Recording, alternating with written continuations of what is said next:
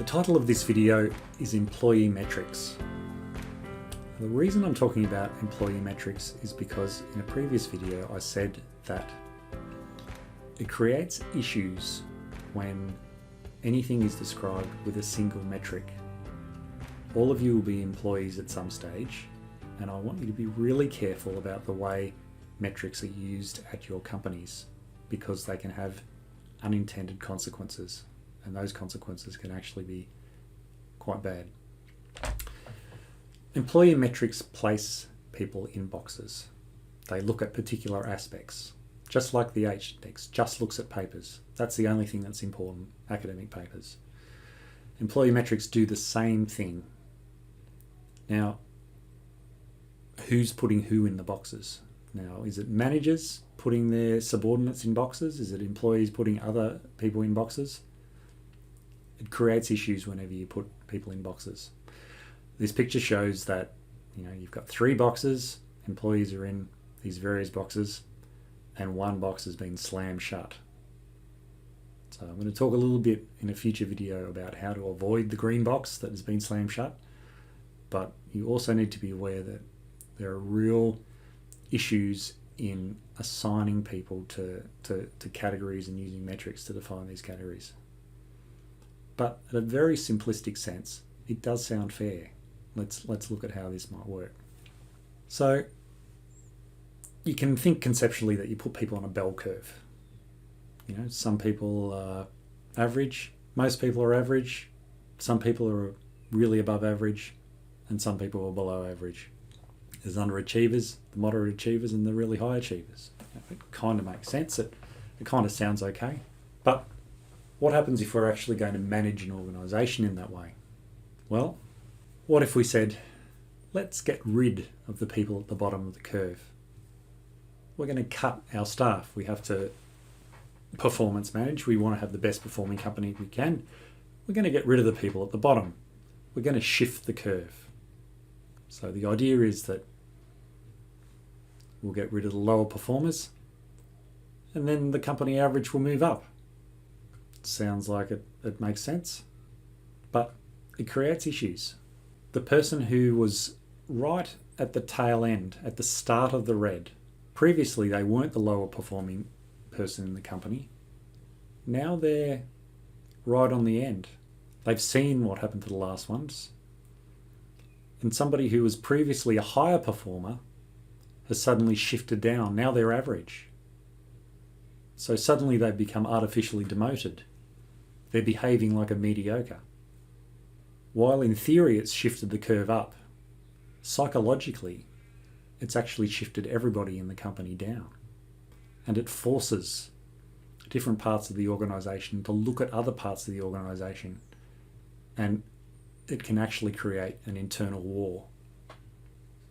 This was a picture of what things looked like at Microsoft at one point in time between different departments. It was war. And let's look at the impact on the workplace. Look at the net revenue of Microsoft compared to the others. Okay, it's one of the most profitable companies in the world. But in 2014, it wasn't in the top 50. And that was largely attributed to them thinking and trying to apply this curve, making managers judge their staff, who's the lower performer, who's the top performer. It just created an absolutely toxic workplace. So I'm going to digress slightly and talk about what Microsoft did to change that, because it's interesting to understand, because it's a big organisation. It's all about the profit margin. It's only doing it as a business. It's not doing it for the people per se. It's doing it for the business. Ultimately, it all comes down to money, but it's interesting to understand how they did that. So they had their case for change. They had this system of ranking. They had the curve. They decided to change. They were going to unfreeze it, transition to something else, and then refreeze it. The origami model. Very simple. So let's talk about those 3 stages very quickly. Well, the first stage was to unfreeze, raise the awareness of employee dissatisfaction. Well, they were all fairly aware that they were dissatisfied, but telling managers about it. Trying to get everyone on board for change, finding ways to motivate employees, just to try and move away from where they were. The new CEO, Nadella, said, "The framing for me is all about getting people to commit and engage in an authentic way, and for us to feel that energy as a team, just like the Lion King." Isn't that a beautiful picture? Stage 2. Now they're transitioning in a different direction. They got a new CEO. They moved to Nadella away from Barman. From Barmer. It was all about focusing on the positive. We're moving away from the bell curve. We're training managers. We're using different ratings. We're improving communication, collaboration. We're putting our guns away. Focusing on moving in a different direction, changing the focus. In the collaboration and innovation stage, often big companies will be very focused on the one Microsoft or the one IBM or the one state government department. It's about collaboration, about innovation.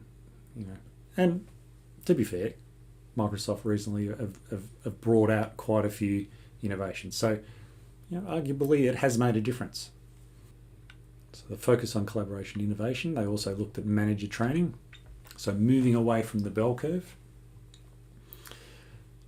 Trying to get managers to think differently from using this system, focusing on the strengths of employees. Again, talking about the negative Nancy, they were focusing on the gaps. They needed to do different things. Try and focus on improvement, performance, having difficult conversations. Teaching them how to lead, teaching them how to communicate, about asking the right questions. All of that kind of thing. So changing the culture of the interaction, getting them to put their guns away. Once they've done those steps, it was then time for a refreeze. So cementing the cultural changes, more productive, stronger ranking system. Okay, celebrating innovation.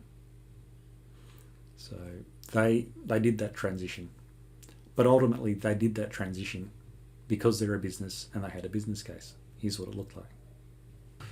So let's look at the return of investment. So they looked at the costs. Okay, they brought in consultants to change the culture. There was internal campaign, there was training. $16 million. Wasn't cheap to change, but they figured conservatively it was going to save them $22 million in turnover and absenteeism. They're huge numbers. Aggressively, they thought they'd save up to $43 million. So they didn't do any of this because they're nice. They did it because they're a business, and they figured out that their approach to putting people in a box, to giving people a number, to ranking people, just made it an awful place to work.